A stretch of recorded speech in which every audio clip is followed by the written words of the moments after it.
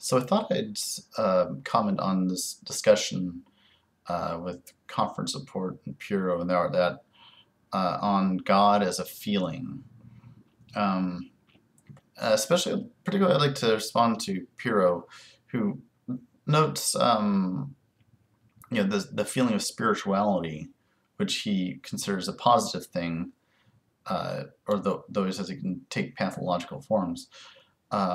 Versus God, which he sees as a sort of egoic projection. And it's true that you can have spirituality without God. I mean, certainly Buddhists and Taoists and various kinds of pantheists are able to do that. Um, and I think those are healthy forms of spirituality. Um, but I am both spiritual and a theist. So I guess it's incumbent upon me to offer a sort of defense of theism, which is not to say a defense of the existence of God, because that's a discussion that I usually try to avoid. With that generally goes nowhere. But I guess I want to start with Puro talked about the definition of God and how there's so many different definitions that why why even use the term? It's a common. I don't know if that was Pure's exact point regarding it, but I think it's a common point that's brought up. And for that, I would appeal to Wittgenstein when he talks about the family resemblance of terms, but how we commonly we use a term in multiple to mean multiple different things, and areas that rather than those terms having a sort of underlying logical structure, as he earlier argued in the Tractatus, he says that instead that they have a family resemblance. There's a kind of a sort of almost a genetic, or in this case, mimetic similarity to them, even though they often take on very different forms.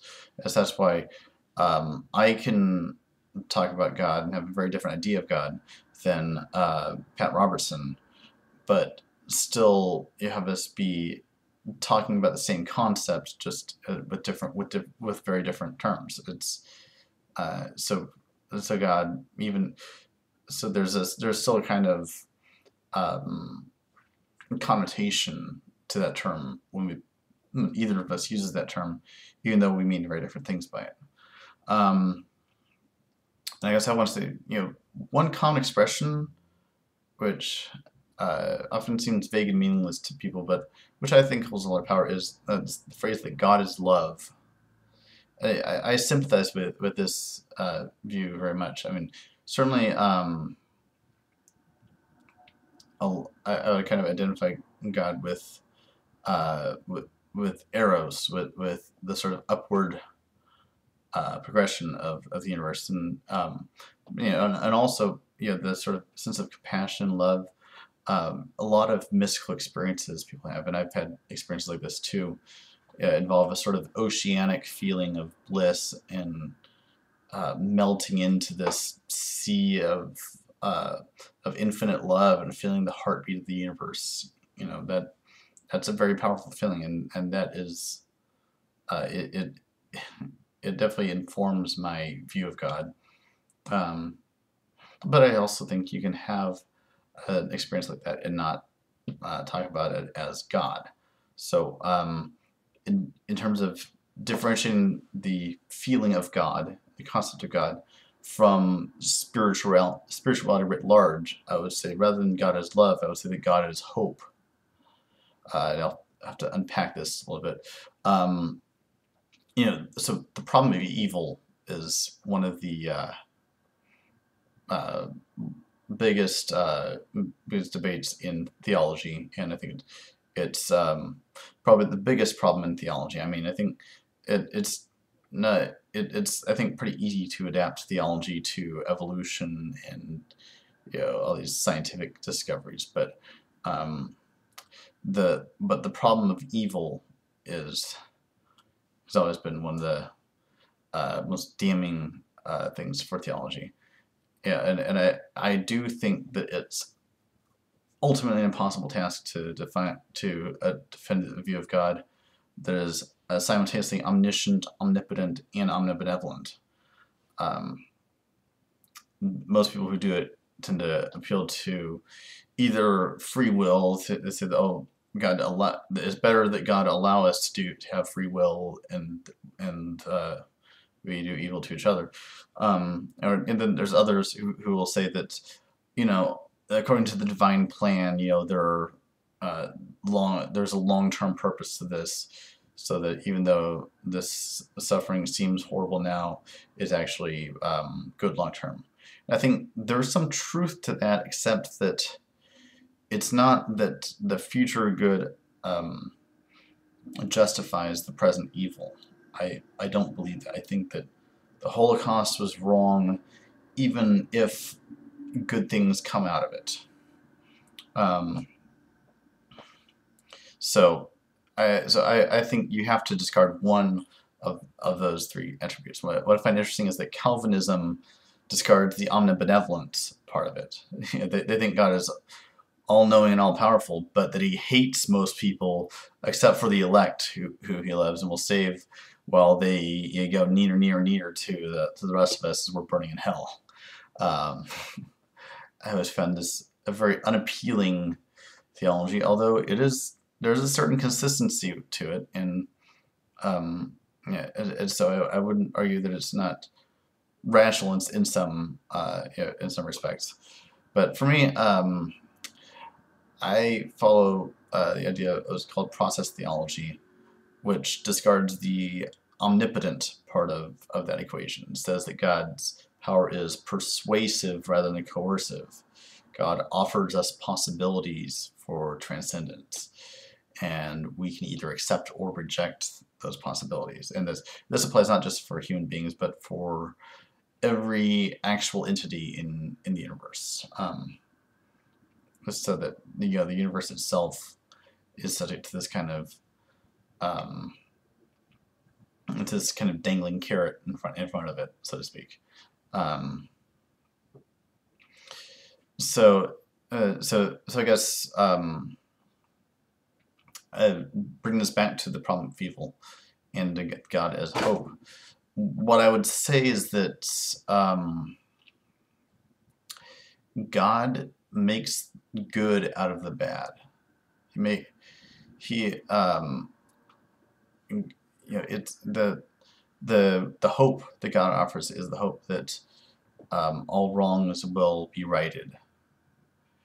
And for some people, they see that in a very vindictive manner. Like for them, that's the whole heaven and hell thing. That the righteous will go to paradise and the wicked will be damned for eternity. And for me, it's not. I don't take it at an individualistic level like that. It's not that individual souls will be judged according to the rightness of their deeds. It's more that the good that is accomplished in the world is not lost, and the evil is righted over time and overtaken by the good over the course of cosmic evolution. That's why I talked about eros, and I don't mean not that in the sense of romantic love, but in the sense that Whitehead used it, where he means a sort of increasing beauty of the cosmos. And new evils can emerge in that environment, but there is still a net positive to that. And so I think what the idea of God offers us, what that feeling is the sense that evil does not endure, that there is a fundamental rightness to the universe, even if it doesn't happen over the span of our lifetime. And for some people, they kind of had to appeal to these individualistic notions of the afterlife in order to have, in order to be able to comprehend the idea of a sort of rightness that transcends our own life. But I think subconsciously, at least for most of us, there is a kind of transcendence of our own mortal existence. There is a sense that we are part of a sort of higher purpose that transcends any one of our individual lives, and that, as I said, even if our sort of experience as individuals ceases, there is a sense in which we are, I want to say remembered, but I mean something in a more cosmic way. I mean that we are, well, I guess remembered by God. Basically, that we are the good that we of our experience, the good of our of the universe is remembered, and that it is not lost ultimately, and that the evil that does occur is transmuted in a sense. In a sense, I'm kind of talking about God the alchemist. So in a sense, I'm kind of agreeing with the people who say that the evil that happens is not is only part of a bigger plan. Except that I don't think it's part of a bigger plan. It's more that the evil that does happen can be transmuted into a greater good. That there is a kind of non-zero sumness to this universe.